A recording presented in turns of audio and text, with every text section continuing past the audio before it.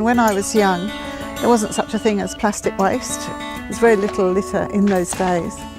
For me, it was a real surprise. About 3 years ago now, I went down there just to have a look at the area, really, and we noticed that there's huge build-up of litter right along Wader Beach, right from where the Paisley Chalice drain runs through to the Jawbone Marine Sanctuary. We applied for a grant from the Metropolitan Waste and Resource Recovery Group, and we were successful to do our survey and to work out what the litter was and where it was coming from. It's difficult to get any vehicles down there, so it has to be hand-picked and hand-carried out in sacks.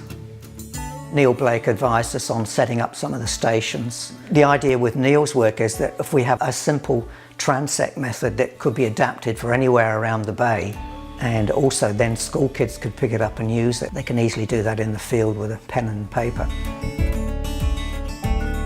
Well, if we don't have these surveys, we're not going to have data to inform future strategies to reduce litter. So it's really important we get to understand the volumes and to see whether we're actually improving or not.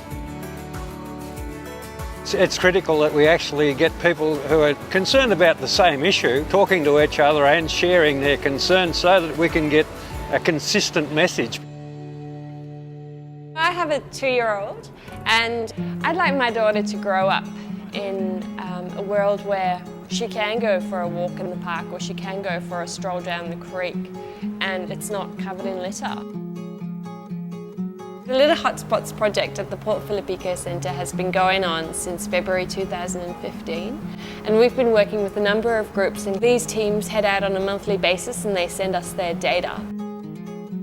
Any kind of litter you can imagine, you can find it here. It's like a supermarket of litter. And what we're trying to do now is collate all our data so that we make a meaningful case for change.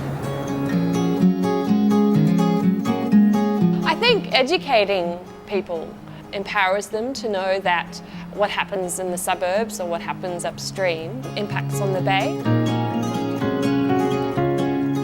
I've been coming out here for about 3 years now, and I guess like the local groups didn't expect a few punk kids coming out here cleaning up the shorelines, but yeah, we have made a lot of progress, but there's a long way to go still.